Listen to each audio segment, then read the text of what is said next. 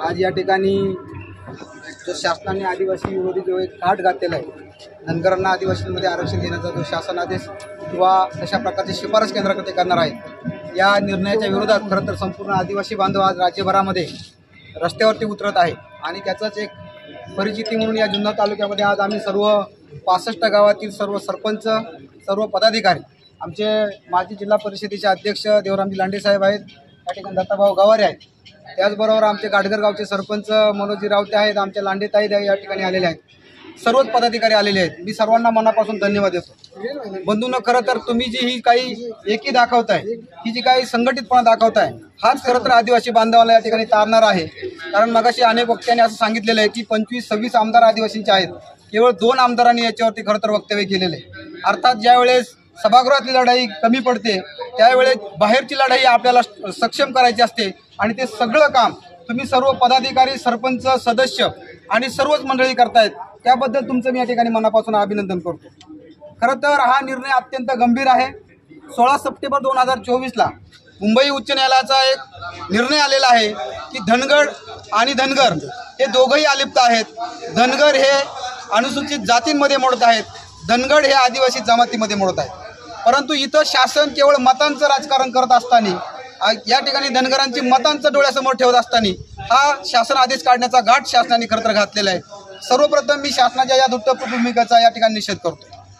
पाठीमागच्या वेळेस आपण या ठिकाणी कुणीही गाफील राहू नये, कारण शासन इथं काय करू शकतं आदिवासीच्या बाबतीत याचं आपल्याला अनेक पाठीमागचं उदाहरण आहे की शासनाने 2023ला 9 सप्टेंबर 2023ला एक शासन आदेश काढला, एक समिती नेमली।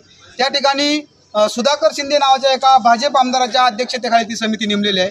त्या समितीने 6 राज्यांचा अभ्यास केला आणि त्या ठिकाणी ह्याच्या बिहारमध्ये लोहार आणि लोहारा नावाचे जे काही एक जमात आणि एक जात आहे, तर त्या लोहार जमातीला लोहार जातीला लोहारा जमातीमध्ये त्यांनी समाविष्ट केलेलं आहे। अर्थातच महाराष्ट्रात हे होणार नाही असं अजिबातही आपण कुणी मनामध्ये आणू नये, कारण शासन त्याच दिशेने पाऊल टाकत आहे। म्हणून तर आता परत सुधाकर गर्गे यांच्या अध्यक्षतेखाली राज्य शासनाने आताच एक समिती नेमलेली आहे, जे मुख्यमंत्री महोदयांचे मुख्य सचिव आहेत। त्याच्यामुळे आपण कुणीही याच्यामध्ये गाफील राहू नये। आपल्या विरोधामध्ये सातत्याने अशी पावलं उचलली गेलेली आहेत आणि इथून पुढेही उचलली जाणार आहेत। आता परत प्रश्न आहे की सत्ताधारी आणि विरोधक यांच्या भूमिका काय आहेत, तर निश्चित आपल्याला इथून पाठीमागचाही अनुभव आहे। सत्ताधारी सुद्धा या ठिकाणी जो बडा असा जो काय धनगर समाज आहे, या धनगर समाजाच्या बाजूने सातत्याने वक्तव्य करताना आपण पाहिलेले आहे। त्याच्यामुळे माझी तुम्हाला सर्वांना या ठिकाणी विनंती आहे की आता इथून गेल्यानंतर आपण गावोगावी जाऊन आपल्या बांधवांना जागृत केलं पाहिजे, गावेगावी जाऊन आपण आपल्या बहिणींना जागृत केलं पाहिजे, आपल्या विद्यार्थ्यांना आपण जागृत केलं पाहिजे। आणि मगाशी मी म्हटल्याप्रमाणे जेव्हा सभागृहातील लढाई आपली कमी पडते अशी आपल्याला दिसते, आता आपण रस्त्यावरती लढाई या ठिकाणी जागृत करायची आहे। आणि रस्त्यावरती लढाई आपण जर मोठ्या प्रमाणामध्ये यशस्वी केली तर निश्चित आपण या शासनाला नमवल्याशिवाय राहणार नाही। आणि जे कोणी असे वक्तव्य करतायत की आदिवासींची काय अवकात आहे, त्याला एवढंच मी सांगतोय की बाळा, जरा आदिवासींचा इतिहास पहा। 150 वर्षापेक्षा जास्त राज्य या भारतावर ज्या ब्रिटिशांनी केलं, त्या ब्रिटिशांना आदिवासींनी कधीही भी घातली नाही।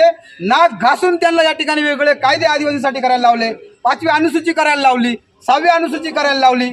ही आदिवासींची खरं तर अवकात आहे। आणि तुझी काय विषयात या ठिकाणी आज या राज्यामध्ये 10.5% जास्त आदिवासी बांधव राहतोय। इथलच्या राज्यकर्त्यांनी सुद्धा या गोष्टीची दखल घ्यावी।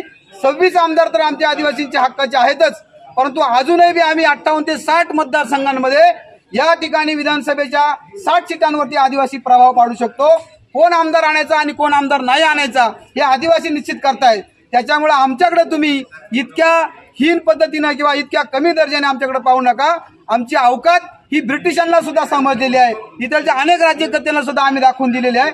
त्याच्यामुळे अशी जी काही वक्तव्य समाजामध्ये ते निर्माण केली जात आहेत, तर या वक्तव्यांचा देखील मी या ठिकाणी निषेध करतो। माननीय पोलीस प्रशासनाला माझी विनंती आहे साहेब, आमच्या अनेक पदाधिकाऱ्यांनी सांगितले की सदर माणसावरती अॅट्रॉसिटी अंतर्गत या ठिकाणी गुन्हा दाखल झाला पाहिजे, ही आमची आजची खरं तर प्रामुख्याने मागणी आहे। कारण तर अशा प्रवृत्तींना जर पाठीशी घातलं गेलं तर समाजामध्ये कुणीही या ठिकाणी उठल आणि काही वक्तव्य करील आणि त्या वक्तव्याचं मग पुन्हा आपल्या प्रशासनाला त्रास होणार आहे, पुन्हा या ठिकाणची समाज व्यवस्था विस्कळीत होण्याला परिणाम होणार आहे।